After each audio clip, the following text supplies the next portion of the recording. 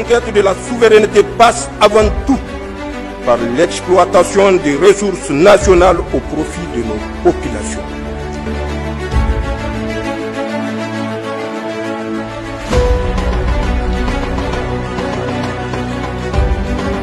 Au cours de cette semaine, les forces de défense et de sécurité ont poursuivi avec intensité et efficacité leur mission de sécurisation, de contrôle et de stabilisation du territoire national.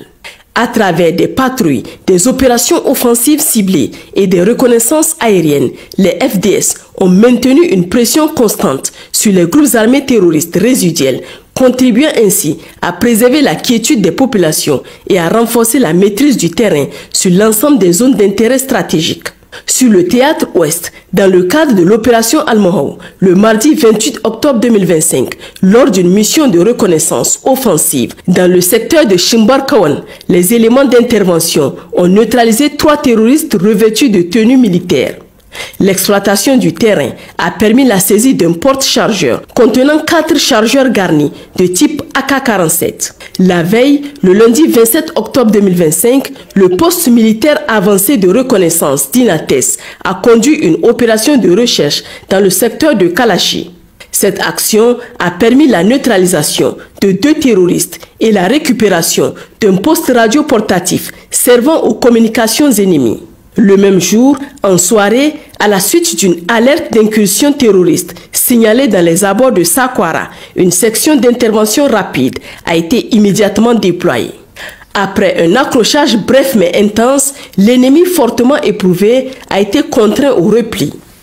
Les terroristes en fuite ont abandonné une motocyclette, une arme collective de type PKM, 2 caisses de munitions de calibre 12,7 par 54 mm, une radio Motorola, un fusil de chasse. Sur la rive droite du fleuve Niger, au sein de l'opération NIA, le mardi 28 octobre 2025, lors d'une patrouille de routine menée à environ 2 km au sud-ouest de la Sirba, un guetteur terroriste a été neutralisé par un tir de précision effectué depuis une position dominante. Par ailleurs, la vigilance des unités déployées a permis la détection et la neutralisation en toute sécurité de 5 engins explosifs improvisés sans perte ni incident. Dans la soirée du 30 octobre 2025, une manœuvre offensive appuyée par des vecteurs aériens a été conduite dans la zone de Kosa-Tondobon, aboutissant à un accrochage avec un groupe terroriste retranché dans les environs du village de Ndjele. Grâce à la discipline de feu et à la supériorité tactique de nos éléments, au moins 9 terroristes ont été neutralisés et du matériel saisi comprenant 2 armes, 4 motocyclettes, divers équipements et produits pharmaceutiques destinés à la logistique ennemie. Aucune perte n'a été enregistrée du côté des FDS. Dans le cadre des missions de sécurisation conduites par l'opération Damissa, le mardi 28 octobre 2025, une patrouille de sécurisation menée à la sortie du village d'Adabey a repéré un binôme terroriste à moto. Malgré la tentative d'interpellation, les assaillants ont réussi à s'exfiltrer avant l'arrivée des éléments FDS. Néanmoins, du matériel a été récupéré sur place. Ce matériel comprend une motocyclette, une caissette de cartouches de calibre 7,62 par 39 mm, une somme en billets de Naira, ainsi que des rations de vivres. Par ailleurs, en fin d'après-midi du vendredi 31 octobre 2025, un détachement des forces de défense et de sécurité engagé dans une mission de patrouille a mis au jour une cache logistique appartenant à l'ennemi dissimulée dans une zone boisée située à environ 34 km au nord-est de Dogon-Kria. L'opération a permis la saisie d'un fusil d'assaut de type AK-47 accompagné de 2 chargeurs ainsi que d'une motocyclette. Sur le théâtre Est, pour le compte de l'opération Nalewadoli, les groupes armés terroristes, durement éprouvés par la pression opérationnelle et la présence soutenue des forces de défense et de sécurité sur l'ensemble du territoire national, connaissent une attrition significative. Cette dynamique résulte notamment des récentes opérations ayant conduit il y a quelques mois à la neutralisation du tristement célèbre Bakura, chef emblématique de la faction Boko Haram. Dans la continuité de cette tendance, marquée par une série de redditions successives, 5 ex-combattants de Boko Haram se sont présentés cette semaine aux autorités militaires de Bosso pour faire acte de repentance. Lors de leur reddition, ils ont remis le matériel suivant: 2 fusils d'assaut de type AK-47, 11 chargeurs, 118 cartouches de calibre 9 par 39 mm, 2 porte-chargeurs, 6 téléphones portables, 4 montres ainsi que divers accessoires. Cet acte de reddition volontaire a été salué par les plus hautes autorités du pays qui réaffirment leur engagement constant à accueillir et à accompagner les repentis dans le cadre du processus de réinsertion pour la paix et le salut de la nation.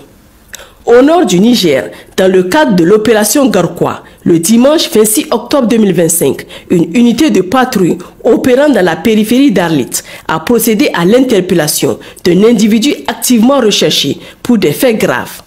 La fouille de son domicile a permis la saisie d'un fusil d'assaut de type AK-47, de 5 chargeurs approvisionnés. Chers concitoyens, les opérations conduites sur l'ensemble des théâtres d'engagement au cours de cette semaine se soldent par 15 terroristes neutralisés, un individu interpellé, un guetteur neutralisé par tir de précision, 5 engins explosifs improvisés neutralisés, 8 armes et 9 chargeurs saisis, 6 motocyclettes récupérées, divers matériels logistiques et de communication saisis, radio, munitions, produits pharmaceutiques, rations de vivres. Aucune perte n'est à déplorer du côté des forces de défense et de sécurité. Ces résultats témoignent du professionnalisme, de la détermination et du courage des forces de défense et de sécurité qui demeurent engagées sur tous les fronts pour garantir la sécurité des populations et préserver l'intégrité du territoire national. Les forces de défense et de sécurité réaffirment leur engagement à protéger le Niger et sa population contre toute menace. La coopération des citoyens reste essentielle pour garantir et renforcer la sécurité nationale. En cas d'urgence, veuillez contacter les lignes vertes.